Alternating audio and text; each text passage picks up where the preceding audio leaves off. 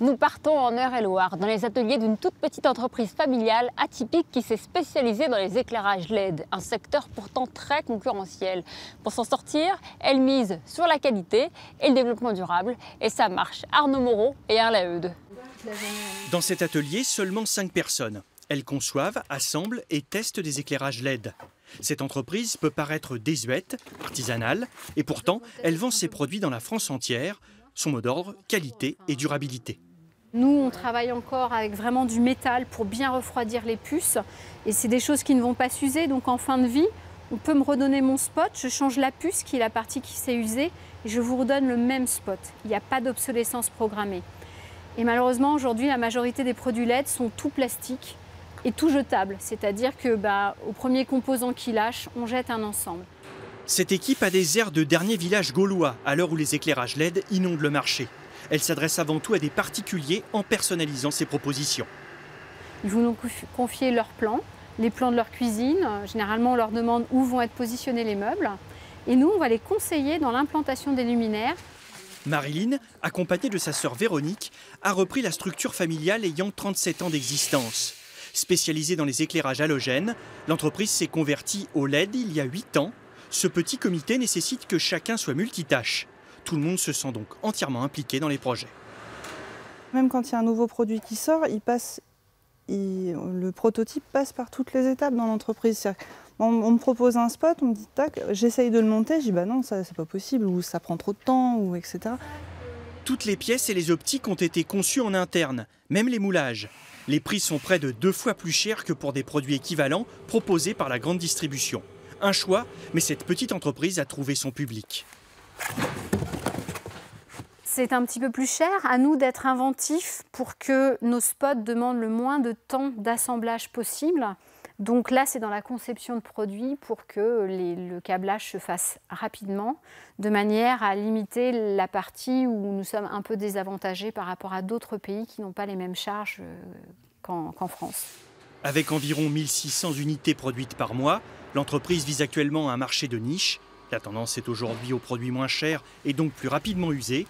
Néanmoins, Marilyn et son équipe croient que les consommateurs soucieux de l'environnement seront de plus en plus nombreux.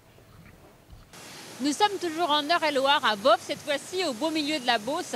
C'est ici que s'est lancé l'un des sites de l'entreprise Parmentine. Elle produit 140 000 tonnes de pommes de terre chaque année. Vous les retrouvez en sachet dans vos supermarchés. Bonjour Fanny. Bonjour. Fanny Pichereau, vous êtes l'une des responsables du site. Alors la particularité, c'est que les producteurs de pommes de terre, ce sont aussi vos actionnaire. Oui, alors Parmentine est en relation directe avec le milieu agricole et appartient socialement à 260 producteurs actionnaires. Moi, ça fait 12 ans que je suis dans l'entreprise, ça fait 12 ans que je travaille avec les mêmes producteurs.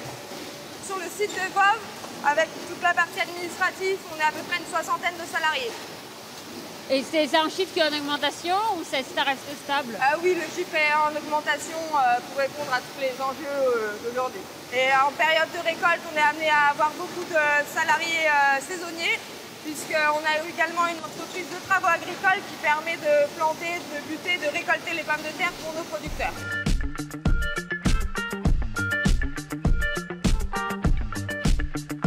L'entreprise a été créée par un groupement de producteurs il y a maintenant une bonne vingtaine d'années. À l'origine, ces producteurs étaient orientés sur le marché de l'industrie et ont décidé de revenir sur le marché du fret. Et la Beauce, c'est un territoire qui est propice à la production de pommes de terre? Alors la Beauce, pourquoi la Beauce? Parce que c'est un terroir qui nous assure une qualité et une richesse des terres agricoles avec une production en face, une qualité qui répond à toutes les exigences qualitatives de nos clients aujourd'hui. Alors ça, ce sont des pommes de terre qui ont été récoltées quand? Alors celle-ci, c'est la récolte 2017. Donc elles ont été récoltées entre le mois d'août et d'octobre 2017. Actuellement, on se prépare à la plantation. C'est une année plutôt compliquée du fait du printemps très humide et très pluvieux. On a beaucoup de mal à intervenir dans les parcelles. Logiquement, on aurait dû commencer à planter. Ça s'étale du 20 mars jusqu'à fin avril, début mai. Alors les pommes de terre qui sont récoltées passent sur des déterreurs à l'arrivée du champ, sont calibrées puis stockées dans nos frigos à des températures pour permettre le maintien du tubercule jusqu'au mois de juin de l'année suivante. Et elles sont conditionnées au fur et à mesure. La consommation de pommes de terre a baissé en France l'an dernier. Mais la consommation mondiale, elle, devrait augmenter dans les 10 prochaines années. Une bonne nouvelle pour l'entreprise Parmentine qui exporte un tiers de sa production.